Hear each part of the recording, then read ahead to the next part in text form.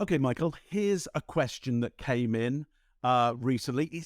It's a little bit long. It's a little bit of a soap opera, if I have to evaluate it. So stick with me during this. Hey, Mark, great news. I got the job. After not hearing since last Wednesday, I thought the job would go to internal staff, and then about an hour ago, I was told that I got the job. So this is great. But then a day or so later, or a couple of days later, here's what comes through. Hi, Mark. It's strange that my new leader hasn't contacted me directly yet. I would have thought they might have said something in an email, chat, or call by now, since we haven't talked since last Tuesday. Maybe that's how lawyers are.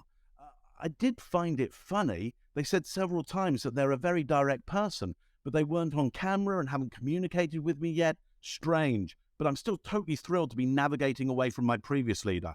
I sense they are happy too. So, it's sounding a little bit odd and a little bit fraught now, but look, it continues. Okay, this comes maybe the next day or a little bit later. How strange is it that the new leader hasn't even talked to me or reached out since our last interview? I heard today that they're letting the team know, so I guess they're on top of it, or maybe haven't had to hire people before and don't get the proper etiquette. In the end, I will be leaving my last leader. But this new one is just like the last. Laugh out loud.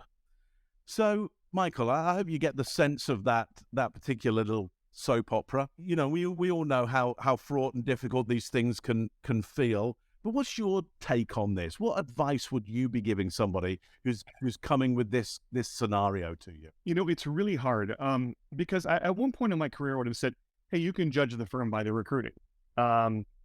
I don't think that's true anymore. And here's what's happened, especially over the course of the pandemic, is recruiting organizations have gone through so much. And please not to insult my great friends who are in the talent and recruiting space, but they never really, I don't feel most of them had control of the situation to begin with. Recruiting is done really poorly most of the time. The communication can be really poor.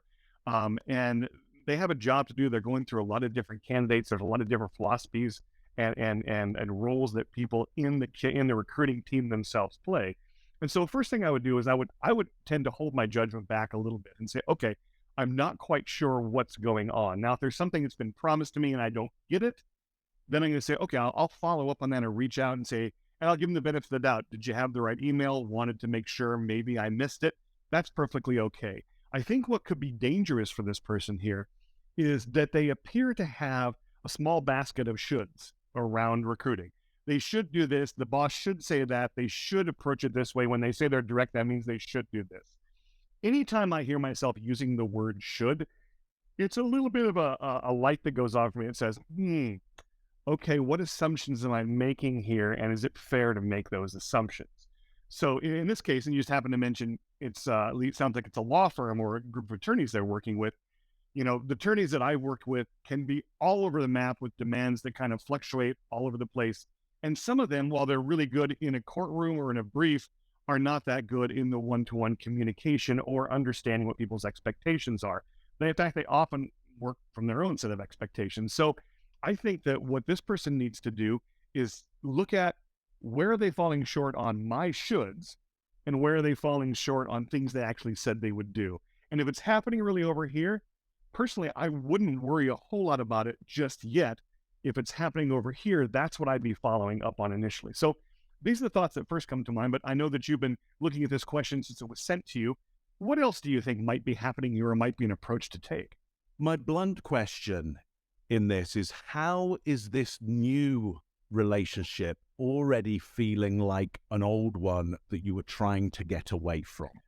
And that's what feels most important about this, as I say, kind of soap opera. And the reason I'd call it a soap opera is soap operas have recurring characters in them, have relationships that happen again and again and again, people getting themselves into the kind of same old problems again and again and again.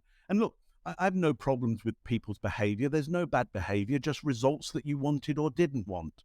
But the reason in this case that we were working together to help this person get that new role, which was achieved and achieved really fast, as we would. The reason is because we want to be out of that old relationship and we want to open up new relationships which are more advantageous, healthier, just more fun.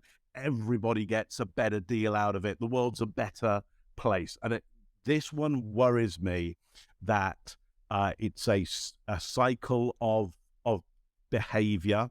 Investigate that behavior and some introspection around that. What I hear you saying, actually, I think, is that one of the recurring characters may be the client themselves, and what their expectation are for these relationships. And so, like, it's like, well, am I training a new boss for one that's like the old boss? Is like, well, are you really, or is it the way that you tend to react to the boss, or the needs that you have? So, for instance, the one thing that I can latch onto and what they said was, they said the new boss said they're really direct, but then they hadn't reached out to me. Well, I wouldn't say directness and frequency of communication necessarily go together in my mind, but they appear to in this person. So, thinking about if we find ourselves in a tale that feels familiar, one of the hardest questions to ask ourselves is, wait, is it because of the protagonist and not the new characters around me and the way that I have expectations? Because it sounds like, to me, this person may be holding their new boss to a level of expectations, again, kind of those shoulds, that have never really been made clear. And so one of the things I would start to do if I were them is then to start to make your expectations clear to see if they're going to be met. And also B, think about, well, which of these expectations really matter the most to me?